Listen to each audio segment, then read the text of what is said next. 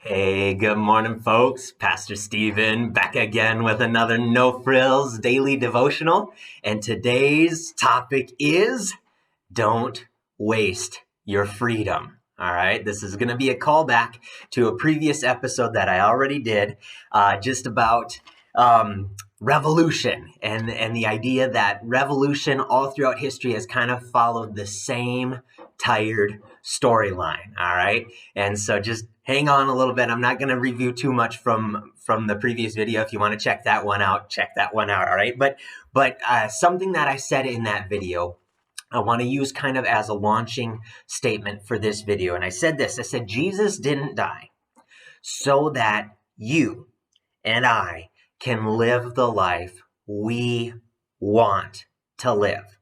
Okay. Rather, he died to empower you and I to live the life that he lived. All right. He didn't die so that you and I can live the life we want to live, that we can chase our own selfish desires, chase our own selfish dreams. Okay. He died to empower you and I to live the life that he lived. And I talked a little bit in that video about how Jesus lived a laid down life, a life where he was constantly serving other people. All right. Now you might be sitting here going, wait a second, Steve, hold on. Wasn't the goal of Jesus dying on the cross so that I could get to heaven? Okay. Well, that's part of it. Okay. That's part of it. But think about it like this. If the goal of Jesus dying on the cross was so that you could get to heaven, then why are you still here on earth? Right? It begs that question because your time span here on earth hasn't stopped. And so there must be something that Jesus desires for you to accomplish while you are still here living on this earth. All right. We've all been created with purpose.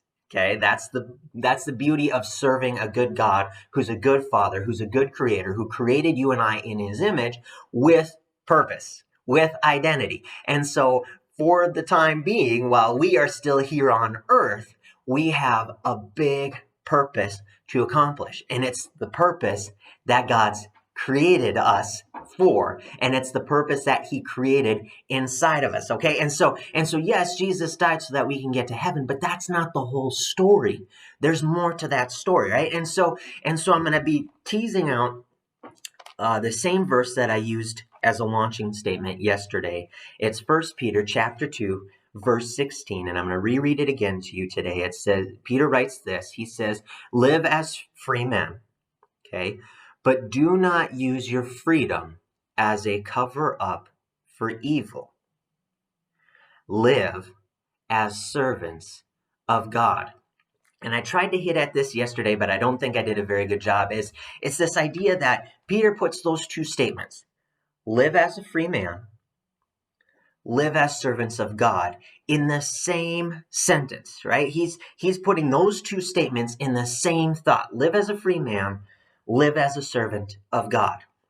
Now, on the surface, those two statements seem like they contradict each other, because if I'm going to live as a free man, well, why should I have to serve somebody else, right? That seems, Peter, it seems like you're contradicting yourself, kind of like I talked about in a previous video about conforming versus submitting, and how on the surface, those two ideas seem like they were the same thing, right?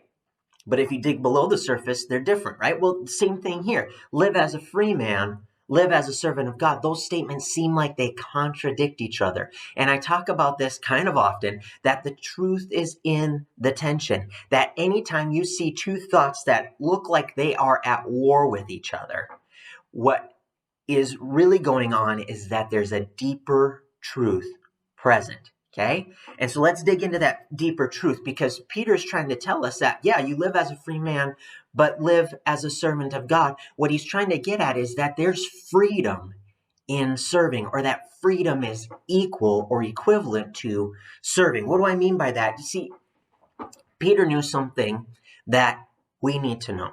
He knew that you and I are going to serve something. Okay.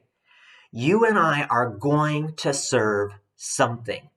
Either we're going to serve ourselves and our own selfish desires, or we're going to serve God and his good and perfect will. Okay?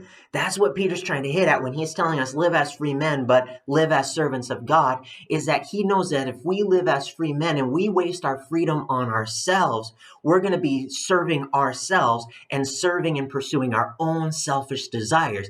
And so he says, live as free men, but live as servants of God, because he knows that if we serve God, he knows that God is good and God has a good and perfect will for you and I. And so in this idea of don't waste your freedom, Peter's really trying to hit at this idea that you're gonna serve something. So don't use your freedom. Don't waste your freedom on yourself. Don't use it as a cover-up for your evil desires. That's what he just said.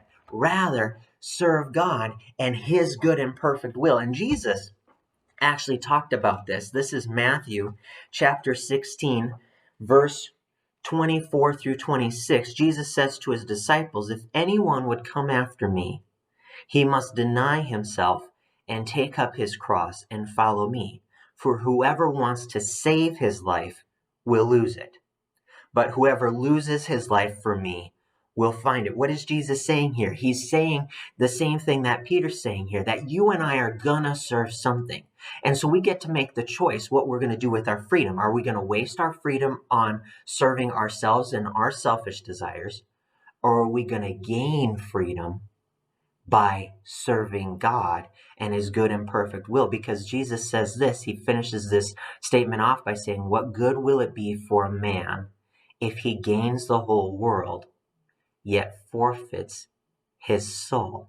And so the goal of Jesus dying on the cross was to empower you and I to live the life that Jesus lived, to not pursue me and my desires, what I want to accomplish in life, but rather to pursue a good God who has a good and perfect will in store for me. Again, this is all about this idea that Peter's come up with. He's learned a new way to fight. He learned a new way to fight by learning a new way to love. And the love that he's learned is called agape love.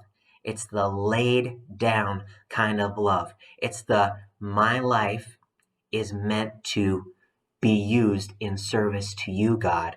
And so I'm going to do whatever you call me to do. It's this love for your brothers where you lay down your life daily, where you put your selfish desires not at the top of your list for the day, at the bottom of your list for the day. It's a new way to fight, and it's a new way to live. Hey, you guys, I hope you have an awesome day. Be blessed.